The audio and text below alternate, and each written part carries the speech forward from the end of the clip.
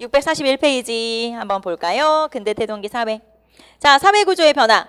여러분 일단 사회구조의 변화에서 거기 박스를 먼저 딱 보시면 자, 조선 전기에 이렇게 정삼각형, 그러니까 아래쪽이 훨씬 넓죠. 말하자면은 피지배층이 훨씬 많은, 농민과 천민이 훨씬 많은 구조였다면 오른쪽으로 보시면 조선 후기로 넘어가서 역삼각형으로 바뀌죠. 자, 이제 어떤 계층이 늘어난 거예요.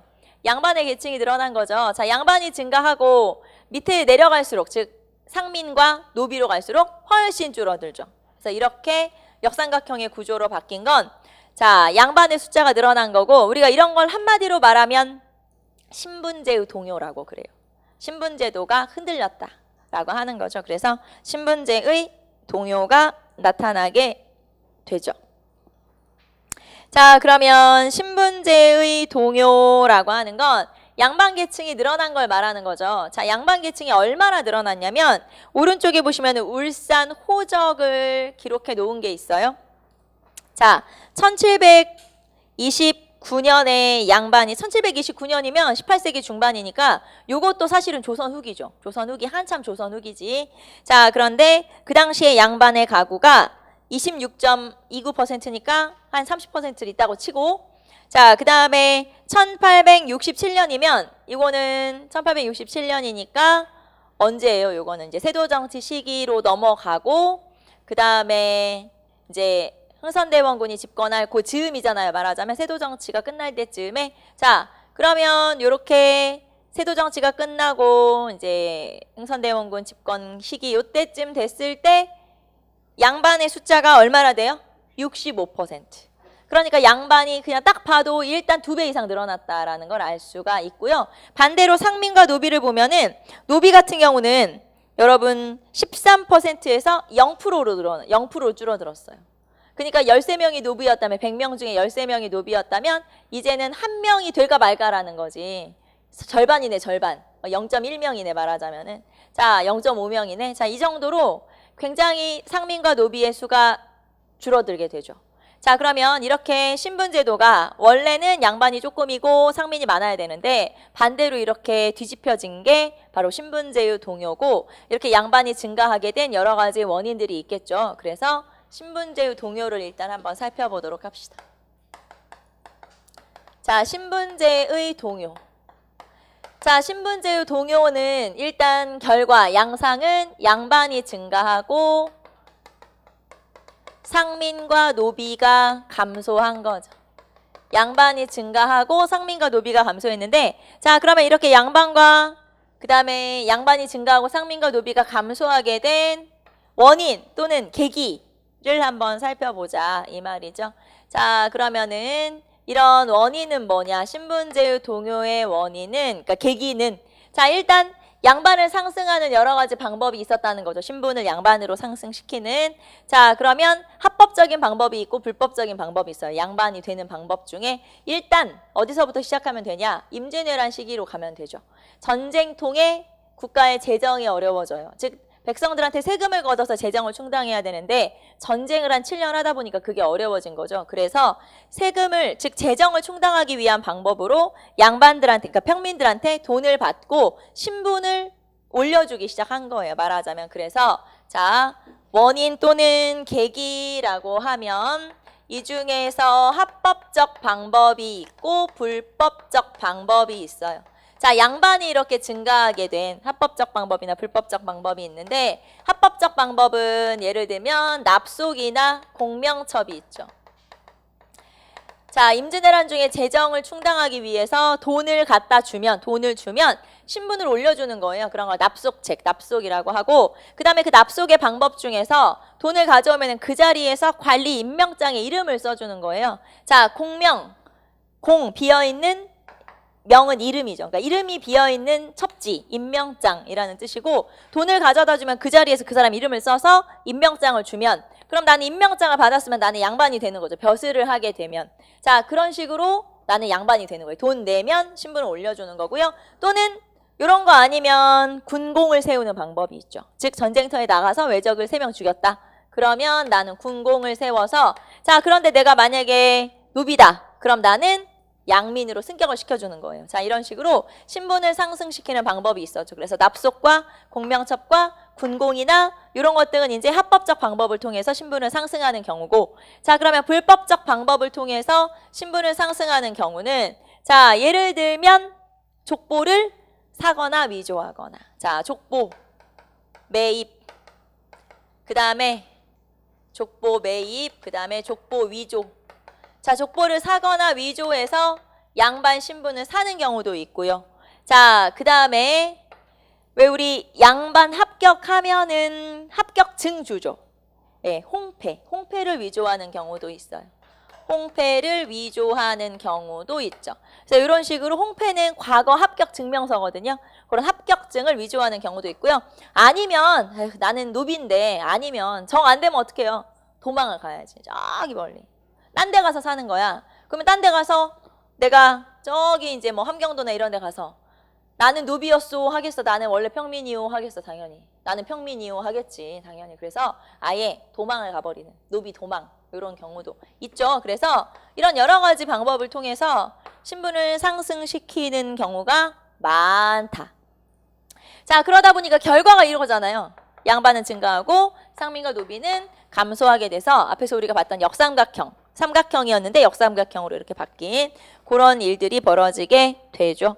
자, 그리고 가로 2번 보시면 새로운 계층이 등장을 하기도 한다. 그쵸? 새로운 계층들이 등장을 하게도 되는데, 자, 그러다 보니까 새로운 뭐 상업이 발달하면 새로운 상인들, 아까 뭐 공인부터 시작해서 새로운 상인이 등장을 하기도 하고, 자, 그 다음에 또 새로운 계층이 등장을 한다라고 했는데, 자, 거기 보시면 상공업자, 임노동자, 독립수공업자 이런 여러 계층들이 등장을 하면서, 자, 특히 뭐 분홍 같은 경우는 나중에 족보를 사서 신향이 되겠죠. 이런 식으로.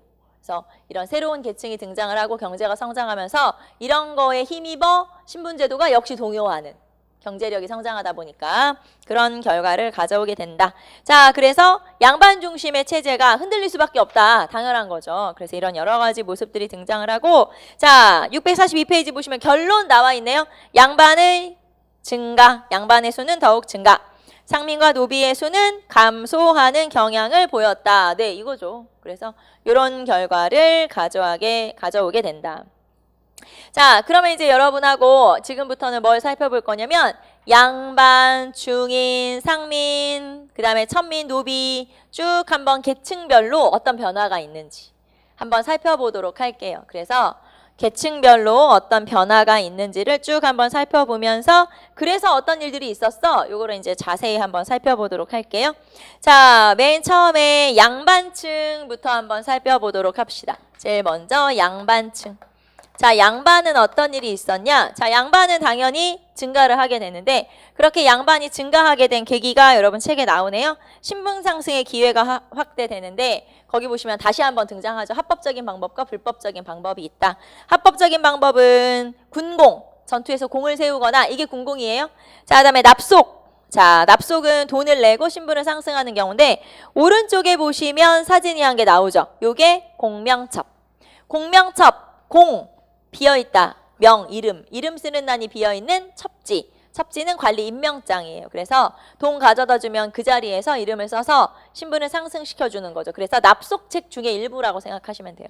이게 바로 공명첩이라고 하는 거고, 자, 불법적인 방법은 아까 말했죠. 분홍, 돈 많이 번 분홍이나 상인들이 양반 신분을 사는 거죠. 네, 그래서 뭐 족보를 위조하거나 사거나 뭐 이런 것들이 불법적인 방법이고, 자, 그러면 여러분 왜 양반이 되려고 할까요? 근본적으로 양반이 되면 좋아? 좋겠지. 양반이 되면 일단 양반으로서 행세를 할 수 있잖아. 떵떵거리고 살 수 있잖아. 가장 양반이 되려고 하는 이유는 그렇게 떵떵거리고 사는 게 중요한 게 아니고요. 일단 역을 면제받기 때문에 그래요. 쉽게 말하면 내 자식을 군대 안 보내도 되는 거예요. 애 힘든데 군역이 면제되기 때문에, 그래서 가장 양반이 되려고 하는 원인은 떵떵거리고 살려고 하는 게 아니고, 물론 그런 것도 있겠죠. 하지만 그거보다는 군역의 면제, 그러니까 군포를 안 내도 되는 거고 시달림을 안 당해도 되는 거예요. 말하자면. 자, 그래서 거기 보시면 군역 부담을 면할 수 있다. 이게 가장 커요. 군역 부담을 면할 수 있다. 자, 그리고 양반의 수탈을 피할 수도 있으며 양반으로 행세도 할 수 있고 이런 여러 가지가 있는데 군역 부담을 면제받는다는 게 가장 좀 메리트가 있다 이 말이에요. 그래서 이렇게 군대를 안 가려고 하더라. 그래서 양반이 되려고 한다 이 말이죠. 자, 그러면 양반이라고 하는 사람들이 이제 이렇게 조선 후기 가면 늘어나는데 정작 양반 내부에서는, 그러니까 양반이 아닌 계층에서는 양반이 되려고 하겠죠. 그런데 양반 계층 내에서는 자기들끼리의 분화가 나타나요. 자, 그래서 이렇게 볼 수 있죠. 자기 도태가 나타나게 된다. 양반층의 자기 도태. 자, 말이 좀 어려운데 쉽게 말하면 내부 분열이라고 보시면 돼요. 양반층의 자기 도태라고 하니까 말이 어려운데 다른 말로 하면 자, 양반들 내에서도 내부에 분열이 일어나더라 이 말이죠. 자, 그래서 양반이 계층이 나눠진다 이 말인데, 자, 양반이 그러면 이렇게 계층이 나눠진 이유는 붕당 정치 때문에 그렇죠.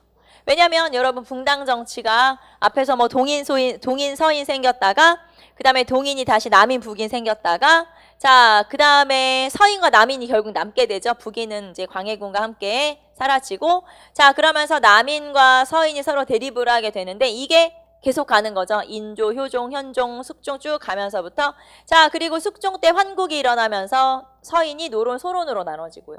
자, 그래서 붕당이 이렇게 생기는데 자, 이렇게 붕당이 생기고 이제 막 탕평책, 영정조, 세도 정치하는 과정에서 결국에는 다 도태돼 버리죠. 딱 사라져 버리는 거예요. 몰락을 하게 된 거죠. 그래서 결국에 살아남는 양반이 누구였냐면 우리 쭉 생각해 보면 노론이었고 붕당으로 따지면 노론이고 그 노론 중에서도 몇몇 가문만 정치에 참여하는 게 세도 정치였어요. 그러니까 원래는 엄청 많은 양반들이 사림들이 정치에 참여하다가 지들끼리 당을 나눠서 싸우다가 결국에는 점점 범위가 좁아지죠. 그래서 결국엔 노론만 남아.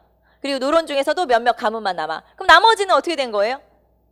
몰락을 한 거지. 그렇지. 없어진 거지. 몰락을 한 거야. 그러니까 뭐 다 죽었겠어요. 설마. 그렇진 않겠지만 내가 이제 만약에 벼슬을 그만두거나 당이 바뀌거나 하면 시골로 내려가는 거죠. 이렇게 이제 시골로 내려가고. 그 다음에 다시 또 그 범위 내에서 또 몰락하게 되면 또 내려가고. 이런 식으로 반복이 돼서 결국 살아남는 건 노론. 나머지는 이제 몰락한 양반들이 등장을 하게 되죠. 자, 그래서 양반들 사이에 내부 분열이 일어나게 되는데 이런 내부 분열이 일어나게 된 계기는 붕당 정치 때문이고 자, 그러면서 권력을 차지한 양반과 그렇지 못한 양반으로 나눠지게 되죠. 권력을 차지한 양반을 권반, 다른 말로 하면 벌렬 양반이라고 그래요. 벌렬이라고도 하고 벌렬 양반이라고도 하고 건반이라고도 하고 자, 이 사람들은 권력을 차지한 그래서 결국 보면 붕당으로 하면 누구예요? 노론이 되겠지. 결국에는. 자, 그러면 권반은 권력을 차지한 사람이래. 그럼 나머지는 어떻게 됐어? 거의 이제 몰락해야 되죠. 그래서 몰락했는데 자, 이런 몰락 양반들도 다시 두 개로 나눠진다 이 말이에요. 자, 그래서 몰락 양반들은 또 두 개로 구분할 수 있어. 하나는 향반, 또 하나는 잔반. 자, 향반, 잔반 비슷하게 몰락 양반이긴 한데 향반이라고 하는 건 그래도 시골 내려가면 양반 행세는 할 수 있어요. 하다못해 훈장이라도 할 수 있는 거예요. 내가 학문적으로 또는 뭐 내 지체 이런 걸 좀 인정을 받아. 그래서 지방에서 그래도 양반 행세를 하고 살 수 있다. 그러면 향반이에요. 어디 가면 아 누구 무슨 집 자제구나 하고 알아주는 거지. 자, 하지만 잔반이라는 건 아예 완전 몰락. 그래서 내가 몸을 움직여서 일을 하지 않으면 먹을 게 없음. 그럼 결국에는 나는 뭐 양반이고 뭐고 뭐 체면이고 뭐고 나는 일을 해야만 먹고 살 수가 있는 거예요. 그래서 사진 그림 중에 김홍도나 이런 그 당시에 풍속화나 이런 거 중에서 자리짜기라고 하는 그림이 있어요. 자리짜기는 말 그대로 돗자리 같은 거를 짜고 있어요. 근데 위에 망건을 쓰고 있어. 그리고 자식은 한쪽에서 책을 보고 있어. 그러면은 그 그림이 뭐야? 양반이야. 망건 쓰고 있고 자식은 책 보고 있으니까 하지만 돗자리를 짜고 있어. 왜냐면 일을 하지 않으면 먹고 살기가 어려우니까 생계 유지를 하기 위해서. 그래서 양반임에도 일을 하는구나. 원래 양반들은 일도 안 해요. 여러분 양반들은 비 와도 천천히 걸어 다니고 양반들은 물에 빠져도 허우적거리지 않아요. 지체 높은 양반들은. 알죠? 양반들은 그렇거든요. 그런데 그 양반들이 몸을 움직여서 일을 한다고 생각해 보세요. 이제 몰락 양반인 거지. 그리고 이런 몰락 양반들에게 족보를 사는 거예요. 분홍들이 말하자면 상인이나 분홍들이 저 사람들한테 사는 거죠. 족보를 결국에는. 왜냐면 족보라도 팔아야 먹고 살 수 있으니까 나중에는. 그래서 이제 그런 식으로 이루어지게 되는 거죠. 자, 어쨌든 양반층은 분화가 되는데 건반이나 아니면 향반, 잔반으로 나눠지고 이렇게 몰락한 사람들이 나중에 이제 뭐 전국적으로 많을 거 아니에요. 이 사람들 중에서 나중에 종교를 만드는 사람도 등장하고 그 다음에 나중에 뭐 밀란 일으키는 사람이 되기도 하고 예를 들면 홍경래 란에서 홍경래라든가 아니면은 임술농민봉기에서 진주밀란의 유계춘이라든가 그 다음에 동학을 장시한 최재우라든가 이런 사람들이 이제 몰락 양반이라고 생각하시면 되죠. 그래서 그 사람들은 결국 이제 그런 식으로 풀리게 되기도 한다라고 하는 거 알 수 있죠? 자, 그래서 여러분하고 자 양반의 계층분화, 벌렬 양반, 향반 자 그리고 오른쪽에 보시면 잔반 자, 잔반은 사회적, 경제적 처지는 평민과 다름없어서 나중에 사회개혁운동이나 밀란의 주체가 되기도 한다. 이게 그거죠. 앞에서 말했던 뭐 동학을 창시하거나 밀란의 주동자가 되거나 이렇게 된다는 거죠. 자, 그래서 이렇게 양반들은 분화가 되는구나 라는 거. 자, 거기 일성록 보면은 조선 후기 신분제의 동요를 아주 잘 나타내는 건데요. 자, 옷차림으로 귀천을 나타내는데 요즘에는 문란해져서 상민과 천민도 다 갓을 쓰고 다닌다. 그래서 옷차림으로 구별하기가 어렵고 참 한심스럽다. 그리고 서로 지들끼리도 이 양반 저 양반 한다 이 말이에요. 그러면서 이런 양반에 대한 메리트가 사라진 거죠. 말하자면 너무 많아졌기 때문에. 자, 그래서 양반까지 한번 살펴봤고요. 자, 그 다음에 우리는 중간계층 한번 보도록 합시다. 중간계층. 중간층 한번 볼까요? 중류층, 중간, 중인. 자, 중인 한번 살펴보시면 중인이라고 하는 건 우리가 앞에서 조선 전기에는 뭘 배웠었냐면 넓은 의미의 중인과 좁은 의미의 중인을 배웠었고요. 넓은 의미의 중인은 그냥 양반과 상민의 딱 중간층을 넓은 의미의 중인이라고 하고 좁은 의미의 중인은 기술관, 기술관 중인을 말하는 거예요. 그래서 넓은 의미의 중인에는 기술직 중인, 향리, 서리, 서얼 뭐 다 들어가요. 그래서 이제 넓은 의미의 중인은 그렇게 들어가는데 자, 요 중인층 같은 경우도 중류층 같은 경우도 양반들만 신분 상승 운동을 하는 게 아니에요. 왜냐면 이 중인들 같은 경우도 내심 뭐가 되고 싶겠어요? 양반이 되고 싶겠죠. 그래서 납속이나 공명첩을 평민들만 사는 게 아니에요. 중인들도 사요. 그래서 그 사람들도 신분 상승을 해서 이렇게 이제 가짜 양반이 되기도 한다 이 말이죠. 자, 그래서 중인들 사이에서도 중류층 사이에서도 이렇게 신분 상승 운동이 서서 일어나기 시작하는데 그게 앞에서 우리가 납속과 공명첩이 한 임진왜란 즈음부터 그랬죠? 마찬가지로 중인층도 임진왜란 즈음부터 신분 상승이 나타나기 시작하죠. 자, 거기 보시면 중인층, 중간계층 같은 경우도 자, 나중에 신분 상승을 하기도 한다. 자, 그러면 이 신분 상승 운동에 대해서 우리가 좀 살펴볼 거는 이 중간계층을 다시 한번 이렇게 나눠서 어떻게 나누냐면 말 그대로 중간계층 그 다음에 서얼 이렇게 나눠서 그래서 서얼의 신분 상승 운동 그 다음에 중간계층 이제 중인층 기술직 중인이죠. 이 사람들의 신분 상승 운동 이렇게 두 가지로 나눌 수가 있어요. 그래서 여러분 643페이지 보시면 중간계층의 신분 상승 운동에서는 서얼의 통청 운동과 자, 그 다음에 한 장 넘기시면은 기술직 중인의 신분 상승 운동 이렇게 두 가지로 나눌 수가 있어요. 그래서 크게 두 가지로 나눠서 이런 중인들의 이제 신분 상승 운동을 한번 살펴보도록 할게요.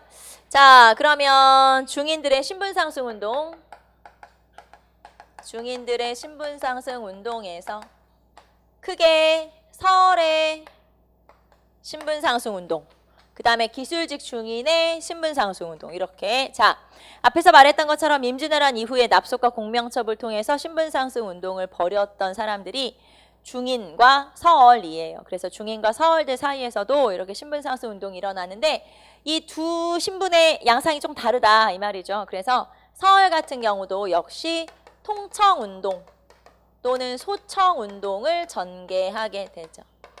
자, 통청운동, 소청운동이라고 하는 건 뭐냐면 똑같이 중인도 하게 되는데 신분 상승 운동이에요. 그런데 본인들도 청요직 진출을 가능하게 해달라라고 요청하는 걸 통청운동과 소청운동이라고 하죠. 청요직이라고 하는 건 뭐냐면 말 그대로 주요 벼슬들을 말하는데 3, 4, 2조 전랑을 비롯해서 이런 좀 핵심 관리들, 이런 사람들을 청요직이라고 하고, 이 사람들은 중인과 기술직 중인과 서울은 이렇게 벼슬을 할 수가 없잖아요. 그러니까 본인들도 이런 벼슬을 할 수 있게 해달라고 요구하는 걸 통청운동, 소청운동, 그러니까 상소를 올려서 그런 자기들의 요구사항을 제시하는 걸 통청운동이라고 그래요.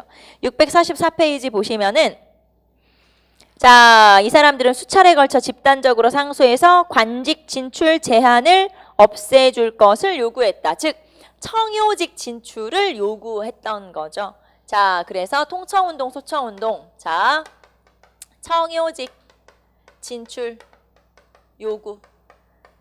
자, 원래 서울들은 벼슬을 할 수도 없고요. 당연히 벼슬을 못하고. 왜냐하면 이 사람들은 뭐가 금지되어 있죠? 문과응시가 금지되어 있죠. 그러니까 아예 벼슬을 못하는 거예요. 왜냐하면 과거에 합격을 해야 되는데, 그리고 그 대신 무관이나 기술관은 될 수가 있어요. 그리고 이제 과거가 아니면 뭐 취재나 뭐 여러 가지가 있을 수 있잖아요. 그래서 그런 것으로 관직에 오를 수는 있지만 주요 요직, 이런 청요직 진출은 안 되는 거예요. 말하자면 승진에 제약이 있는 거예요. 우리 예전에 육두품 배웠던 것처럼. 그래서 이 사람들은 하급 관리에 머물거나 아니면 무관이거나 하급 무관이거나 아니면 기술직이거나 그런 데 머물기 때문에 이 사람들이 요구하는 건 우리도 좋은 벼슬을 할 수 있게 허용해달라라는 걸 요구한 게 바로 소청운동, 통청운동이에요. 그래서 주로 영정조 즈음부터 이런 걸 요구한 거죠. 이제 조선 후기로 넘어가서. 자, 그러면 이렇게 서울의 소청운동과 통청운동이 성과를 거두었냐? 일단 성과가 좀 있긴 하다.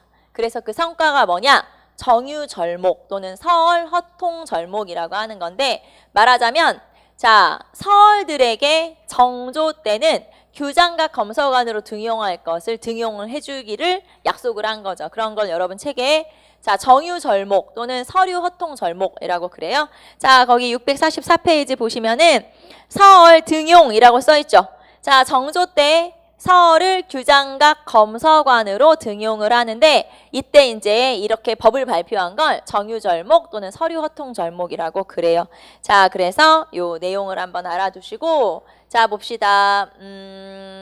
정조. 자, 규장각 검서관으로 규장각 검서관 등용. 자, 서울을 규장각 검서관으로 등용했고요. 이때 규장각 검서관으로 등용된 사람들 이름도 한번 봐주세요. 이 사람들 이름도 나오니까. 자, 누구누구냐면 유득공, 그 다음에 박재가, 그 다음에 이덕무, 서이수. 자, 이런 사람들은 규장각 검서관에 등용됐죠. 그러니까 똑똑한 서울들을 규장각 검서관에 등용을 했는데, 이 규장각 검서관이 청요직이라고 보시면 돼요. 그러니까 청요직 진출을 시켜준 거죠, 정조 때. 자, 그리고 이때를 정유절목, 서류허통절목이라고 해서 이런 법을 만들어서 서울들도 등용이 될 수 있게 해줬다는 거예요. 자, 그리고 결국에는 이 사람들도 청요직 진출할 수 있도록 허용을 해줘 버리죠. 자, 그게 어느 왕 때예요? 철종 때. 자, 그러니까 소청운동이나 통청운동이 영정조 때 이루어진 거고, 이때 영정조 때 이루어진 것이 어느 정도 빛을 본 거죠. 결과를 가져온 것이 정유절목이고, 그 다음에 서울허통이라는 거죠. 자, 그래서 철종 때는 자, 서울의 청요직 진출을 허용해 주게 돼요. 서울의 청요직 진출을 허용해 주게 되는데, 이거를 신해허통이라고 한다. 자, 신해허통이라고 하죠. 그래서 철종 때는 결국에 청요직 진출이 허용되죠. 자, 거기 보시면 서울허통이라고 써있죠. 신해절목을 마련하고, 자, 정유절목하고 신해절목하고 헷갈리시면 안 되겠죠. 자, 신해절목을 만들고 문과 급제자에 한해 서울 차별을 철폐했다. 말하자면 과거에 합격하기만 한다면 청요직 진출도 허용해 줄게. 이렇게 법으로 만들었다는 거예요. 자, 그래서 이런 걸 여러분 신해절목, 저는 지금 신해허통이라고 했죠. 신해절목이라고 그래요. 절목은 법이에요. 말하자면 법을 발표했다 이렇게 보시면 되고요. 서울허통, 그 다음에 신해허통 이렇게 된 거죠. 자, 결국에는 청요직 진출을 허용해 줬다. 물론 여러분 그러면 이때부터 서울이 엄청 많이 벼슬을 하게 됐을까요? 그건 아니죠. 왜냐하면 벼슬을 한다는 게 단순히 그냥 서울만 제약이 있었던 건 아니잖아요. 조선 후기잖아요. 이때는 어떤 사람이 벼슬을 해요? 돈도 좀 있고 줄도 잘 서고 이런 사람들이 벼슬을 하게 되기 때문에 이 사람들이 진짜 청유직 진출해가지고 이 사람들이 막 중인인데 막 영의정하고 이런 건 아니라는 거죠. 일단 법은 만들어졌다 이 말이에요. 법은 만들어졌지만 실제로 그러면 등용이 다 됐어? 그거는 알 수 없다. 그거는 별로다. 실제로 등용은 많이 되진 않았지만 어쨌든 허용하는 법은 만들어졌다는 게 의미가 있죠. 그게 바로 신의 허통. 그래서 철종 때. 자, 여기에서는 여러분이 이거 기억하시면 되겠죠. 정조 때 규장각 검소관 등용. 자, 그리고 시험엔 이 사람들 이름도 물어봄. 알겠죠? 이 사람들 이름도 물어봐요. 이 사람들 이름도 알아야 돼요. 어차피 이 사람들이 실학자, 학자들이니까 뒤에 다 나와요. 유득공, 박제가, 이덕무까지는 나와요. 그래서 뒤에 다시 뭐 무슨 책을 썼다던가 아니면 뭘 연구했다던가 이런 식으로 다 이름은 한 번씩 다시 언급이 될 건데 어쨌든 이 사람들 이름 기억하시고 이게 정유절목이라는 거. 자, 그 다음에 철종 때 결국에는 허용을 해줬어. 이거를 신의 허통이라고 해. 자, 그리고 앞에서 우리가 시전상인의 금난정권 폐지한 거 기억나요? 그거 뭐라 그러죠, 그거를? 신의 통공. 그건 어느 왕 때? 정조. 여기서 신의 허통은 철종. 다른 거예요. 여러분이 무조건 신의만 들어가면 다 똑같은 거구나 라고 생각하면 큰일 난다. 알겠죠? 앞에서 시전상인의 금난정권을 폐지해 준 건 신의 통공이죠. 그거는. 그쵸? 신의 통공, 정조. 자, 그리고 이거는 서울의 규장각 진출 허용해 준 거죠. 요거는 신의 허통. 다른 거예요. 무조건 여기 비슷해? 비슷하다고 해서 같은 건 아니에요. 헷갈리기 딱 좋다. 알겠죠? 시험에 막상 나온다면 헷갈리기 딱 좋으니까 헷갈리지 말아라 라고 하는 거예요. 그래서 그렇게 한번 체크해 주시면 되고 신의 절목, 신의 허통, 신의 통공 여기 구별 좀 해라 이 말이에요. 신의 절목, 신의 허통은 같은 거고 그 다음에 신의 통공은 다른 거고 그래서 구별을 해야 한다라고 하는 거죠. 자, 결국에는 그러면은 중인들 중에 서얼은 청요직 진출이 허용됐다라고 하는 걸 알 수 있고요. 자, 밑에 보시면은 서울의 신분 상승 운동 해서 나와 있죠. 자, 쭉 한번 읽어보세요. 거기 보시면은 인재를 딴 데서 구하지 말고 서울 중에서 등용을 합시다. 지금 이렇게 주장을 하고 있는 거예요. 서울은 굉장히 천시를 받았었는데 자, 서울들을 좀 등용을 해서 그러니까 다른 사람들 데려다 쓰는 것보다 서울을 등용하는 게 훨씬 경제적이다. 뭐 이제 약간 그런 내용이죠. 그래서 서울을 등용해야 된다. 주장을 하고 있고요. 자, 그러면 서울은 그랬고 자, 그럼 우리는 중인으로 한번 가볼게요. 여기서 말하는 기술직 중인. 자, 여기서는 기술직 중인을 한번 해보도록 합시다. 자, 중인도 똑같아요. 뭘 요구했냐? 통청운동, 소청운동 똑같이. 자, 통청운동 또는 소청운동 이런 걸 요구했죠. 자, 이 사람들도 요구한 건 똑같아요. 청요직 진출을 자, 청요직 진출 허용을 요구했었죠. 자, 청요직 진출 허용을 요구했었다. 그게 바로 중인들. 자, 밑에 기술직 중인들의 신분 상승 운동에서 통청운동, 소청운동. 자, 그래서 이 사람들도 이제 소청운동을 주장을 했었으나 자, 결론부터 얘기해 볼까요? 결론부터 얘기하면 실패했어요. 자, 여기에서 서울은 성공했죠. 하지만 중인은 실패했어요. 그래서 같은 중인이지만 기술직 중인은 실패했고 서울은 청요직 진출에 허용을 받았고 그래서 이 사람들은 안 된다. 자, 하지만 이 사람들 같은 경우는 나름대로 자기 직업에 대한 자부심이 있었어요. 왜냐하면 이 사람들은 전문직이거든요. 여러분, 기술직 중인 하면 지금 직업으로 하면 의사, 법관, 지금으로 하면 통역관, 외교관 뭐 이런 거예요. 그렇기 때문에 지금 직업으로 하면 굉장히 좋은 직업, 지금으로 하면 뭐 최고의 직업들이죠. 그런데 그 당시에 그 사람들은 기술직 중인이었던 거죠, 말하자면. 그래서 이 사람들도 신분 상승을 요청했으나 실패하고 다만 전문직으로서의 자부심은 가지고 있었다. 특히 그러면은 금방 제가 말했던 역관이나 의원이나 뭐 이런 법관이나 이런 사람들 중에서 가장 전문직으로서 활동을 활발하게 했던 사람들이 역관이에요, 역관. 그래서 역관 같은 경우는 특히 이 중에서 자, 왜냐면 역관은 청나라에 왔다 갔다 하잖아요. 그러면서 부를 축적할 수 있었고요. 일단 이 사람들 부자가 될 수 있어요. 자, 그 다음에 이 사람들은 자, 서양 문명, 외래 문명 수용에 자, 외래 문명 수용에 기여하기도 하죠. 외래 문화를 수용하는데 기여하기도 한다. 자, 서양 문명 수용에 기여하기도 하는 거죠. 자, 일단 이 사람들이 부를 축적하면서 뭐 전문직으로서 어떤 그런 이제 자부심을 가지고 있었던 건 뭐냐면, 자, 원래 이 사람들은 통역관이니까 청나라의 외교관이 왔다 갔다 하면 따라가야 되잖아요. 당연히. 그래서 이 사람들이 따라다녀요. 그런데 이 사람들한테까지 조선에서 전부 다 돈을 줄 수는 없어요. 출장비를 줘야 될 거 아니에요. 쉽게 말하면 이 사람들이 청나라까지 왔다 갔다 하는데 돈 많이 들어요. 왜냐면 이 사람들 중간에 가다 먹고 자고 해야 되잖아요. 그런데 원래는 그게 나라에서 다 챙겨줘야 되는 돈이죠. 하지만 조선이 가난하니까 그런 출장비까지 전부 다 챙겨주기가 어려운 거예요. 그래서 어떻게 했냐면 이 사람들한테 무역을 할 수 있는, 사무역을 할 수 있는 권한을 줘요.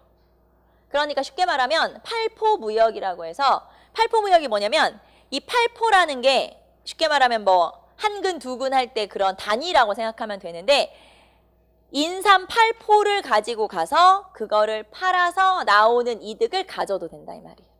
그러니까 다른 말로 하면 사무역을 할 수 있는 권한을 준 거예요. 그래서 8포, 그러니까 그게 양이에요. 말하자면 8포를 팔 수 있는, 무역을 할 수 있는 권한을 준 거예요. 그래서 이 역관들은 그거를 가지고 가서 팔아서 거기서 나오는 이득을 가져가면 되는데, 사람인지라 8포만 무역을 했겠어? 더 가져갔겠지. 당연히 이제 그런 권한을 가지고 있으니까 어쨌든 이거를 이제 뭐 여러 가지 방법을, 수단을 통해서 돈을 벌었겠죠. 그래서 돈을 벌게 돼요. 그래서 역관을 하게 되면 부를 축적하게 되죠. 앞에서 우리가 허생전의 변부자 기억나요? 제가 잠깐 얘기했던 그 사람도 역관이었을 걸로 추측. 그래서 아마도 역관들이 돈을 좀 많이 벌었을 거다. 자, 그리고 나서 조선 후기 또는 조선 거의 개항기 가까워지게 되면 서양 문화를 우리나라로 들여오는데, 또는 청나라 문화라든가 이런 걸 들여오는데, 외래 문화를 들여오는데 기여한 사람들이 결국은 역관이죠. 자, 역관 중에서 서양 문물을 가지고 들어와서 우리나라 발전에 기여한 사람 중에 여러분 기억날지 모르겠는데 오경석이라고 하는 개화파 중에 한 명이 있어요.